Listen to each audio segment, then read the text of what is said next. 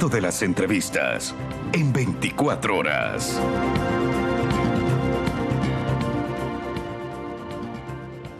7:27 de la mañana, hasta ahora le damos la bienvenida en este espacio al ministro de Gobierno, Henry Cucalón, que ya nos acompaña. Gracias por estar con nosotros. Buenos días. Gracias, Liz. Muy buenos días con todos los televidentes. Ministro, varios temas que tratar. Empiezo por este, termina la espera. Hoy el país, al menos Patricia Ochoa, viuda de Gabela, recibirá este denominado tercer producto con el que se espera, se tiene la expectativa de conocer qué hubo, quiénes son los autores, básicamente, del crimen del general Gabela.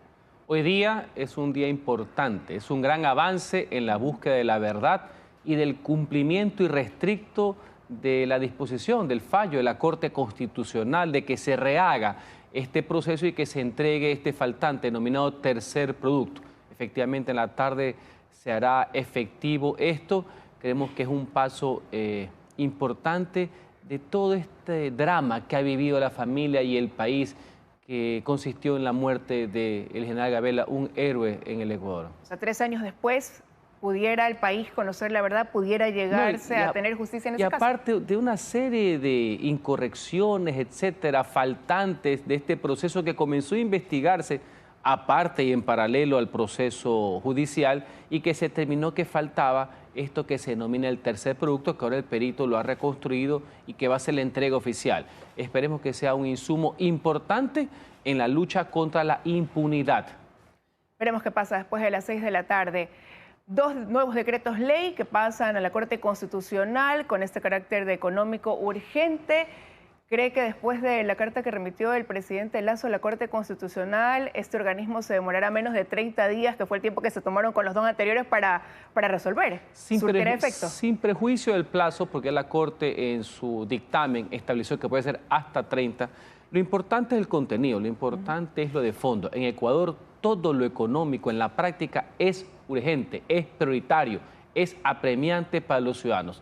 Entonces, estos 2 nuevos proyectos que se ha puesto a consideración del máximo órgano de control constitucional tienen que ver, uno, con el tema de los créditos educativos que se dieron a 6.000 estudiantes, que involucran en la práctica a cerca de 60.000 personas, porque hay codeudores, hay garantes, han vivido una situación difícil después de la pandemia, hay un proceso de condonación de temas de intereses, refinanciación en otros. Creemos que puede ser un gran alivio para personas que apostaron a endeudarse para mejorar, para la igualdad de oportunidades y para la educación. Ojalá que la Corte comprenda, entienda que sí es importante, que sí es urgente y que se pueda ayudar a esta materia a estos jóvenes que merecen todavía un halo de esperanza.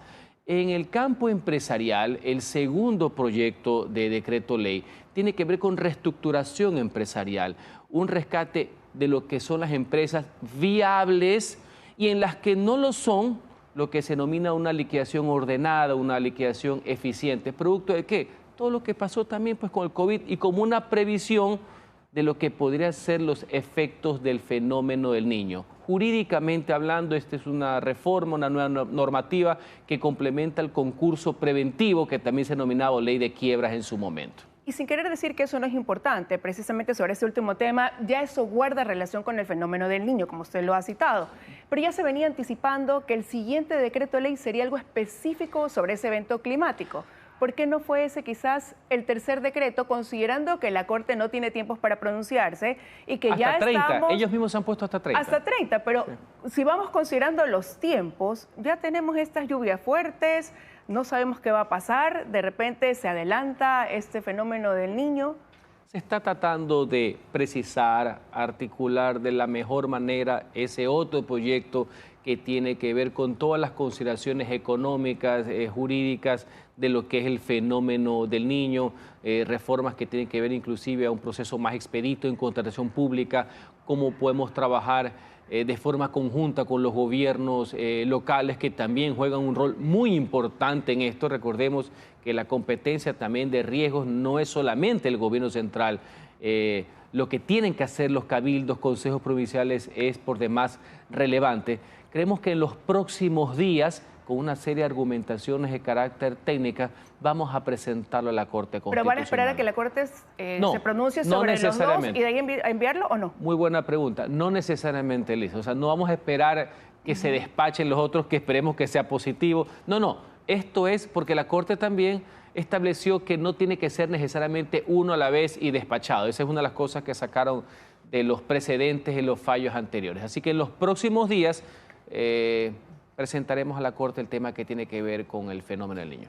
Hablemos de seguridad, ministro. Hay pendientes algunos temas, ahí como la entrega de cuarteles intermedios, y en una información exclusiva para Primicias, el ministro Juan Zapata decía que el dinero para la construcción de 20 cuarteles de policías intermedios, que era un presupuesto de 150 millones de dólares, habían tenido que desviarlo precisamente para destinar ese presupuesto para la atención y previsiones del fenómeno del Niño. Es un asunto también de prioridades, más allá que la palabra desvío parecería que es en otro orden, pero sí, comprendo. Como prioridades, pero no solamente la seguridad eso, también es una prioridad. Y la seguridad tanto que es prioridad que lo que se está trabajando, y lo acaban de informar ustedes, en 30 días máximo se entrega los chalecos para toda la Policía Nacional, por poner un ejemplo. Siguen llegando todo lo que es efectos de municiones, ya llegó el primer cargamento de 4.5 millones de municiones, por así decir. Así que se está trabajando en eso. Usted ya puede ver en las calles el tema de los miles de nuevos policías que se han incorporado al servicio público, a la defensa de la seguridad ciudadana.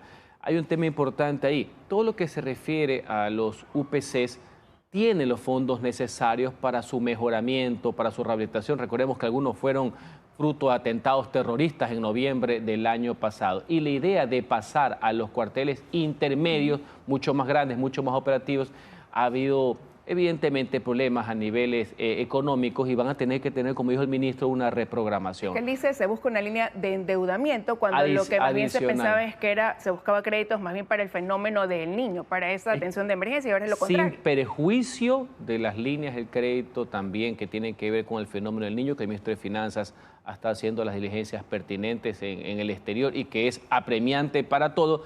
Adicionalmente se está buscando también para ese ítem que es muy importante.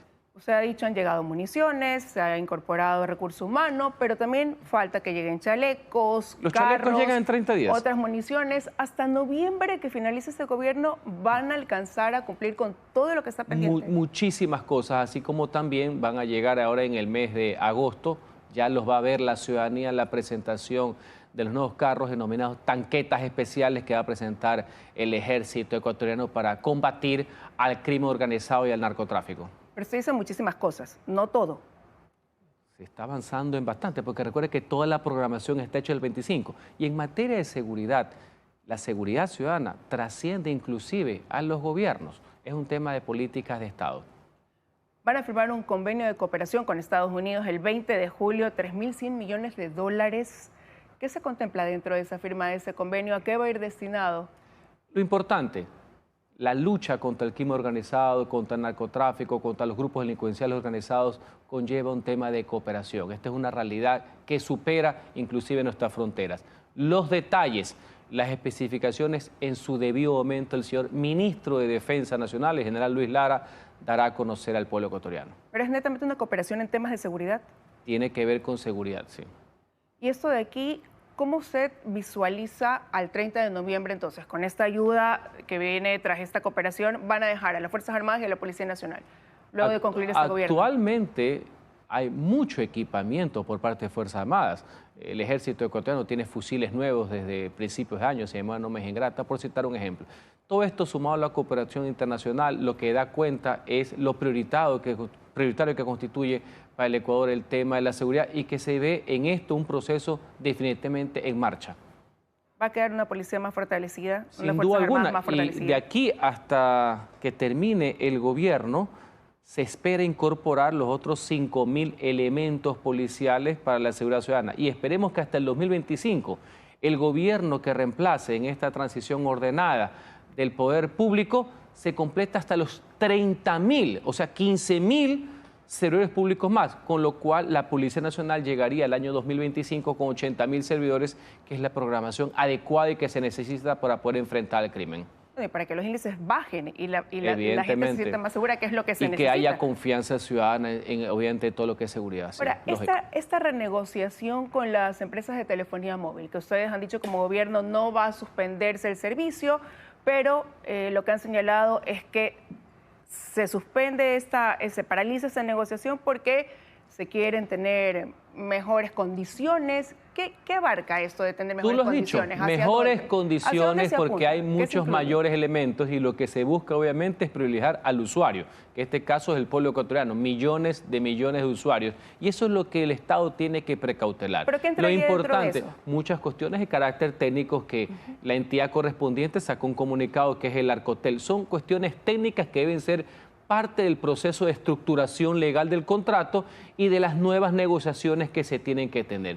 Lo importante, el pueblo ecuatoriano debe tener claro algo, porque hay unas vocecitas por ahí que quieren alterar esto de aquí, y no, tranquilidad absoluta. El servicio jamás podrá ser suspendido. Hay garantía constitucional y legal de la continuidad del mismo. Así que no hay que desesperarse, siempre el gobierno velará por los más caros intereses, en este caso el pueblo ecuatoriano, que es el usuario de estos contratos de telefonía celular. Pero hay también quienes dicen que ya esa renegociación no debería darse durante este gobierno, sino quedar para más bien quien asume la presidencia de la República después de están en noviembre. elecciones, entonces aquí estamos en los extremos, y los extremos son malos. Entre unos que quieren firmar cualquier cosa y otros que dicen que no firmen.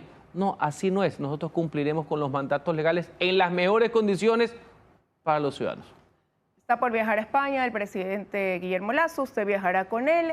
¿Temas a tratar en ese viaje, En general, ministro? el presidente de la República irá a la cumbre del CELAC, que se hará en la ciudad de Bruselas, una agenda internacional importante en beneficio de todos los ecuatorianos. Un tema que queda pendiente para el próximo gobierno y algo que no logró concretar será la extensión del visado Schengen, por Bueno, ejemplo. pero recordemos que eso ha sido una política de Estado, cuando la verdad hace muchísimo tiempo, se ha avanzado bastante, hay la mejor predisposición por parte de casi todos los países de la Unión Europea. Recordemos cuál fue el problema, ¿no? Cuando estábamos a puertas, lamentablemente surgió un incidente relacionado con una parlamentaria europea, justamente en los momentos que había que decidir, y estamos en una especie de combo.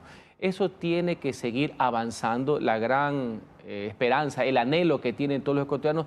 Y reitero, de muchísimos países de la Unión Europea que han recogido, han abrazado a los ecuatorianos, es que esto se pueda regularizar y podamos tener, como los otros países que lastimosamente negociaron a tiempo, en conjunto, recordemos el tema de la Unión Europea, tuvimos que hacerlo después por separado, por algunos temas de dogmas, que se pueda tener el ingreso directo por el visado Schengen. Eso se va a avanzar y ese siempre es motivo de las conversaciones, pero es importante que se sepa qué fue lo que detuvo en el último momento la aprobación. Hoy se reúne con el alcalde de Guayaquil, el alcalde de Durán, el presidente de la República. Temas a tratar, seguramente la seguridad también con los dos alcaldes. Siempre es un tema, ese es un tema transversal, permanente, estructural, no coyuntural. Adicionalmente con el señor alcalde de Guayaquil, que ha hecho una petición formal sobre el tema del Parque Samanes. Vamos a conversar, existe la mejor predisposición del gobierno del Ecuador en trabajar en conjunto en este y otros temas más. Y con el alcalde de Durán, él va a pedir que se intervenga Durán, va a pedir ese apoyo por parte del gobierno. Inclusive lo vamos a recibir con las autoridades del Ministerio del Interior y policiales respectivos para un plan especial para nuestro querido Cantón Durán. Están todas entonces las opciones ahí sobre la mesa y dispuestos a apoyar. Quiero agradecerle, ministro, que nos haya acompañado esta mañana. Gracias, como siempre. Buenos días. Que tenga un buen día. Nos vamos a una pausa, a regresar el candidato a la presidencia de la República, Otto Sonnenholzner, con nosotros. Ya volvemos.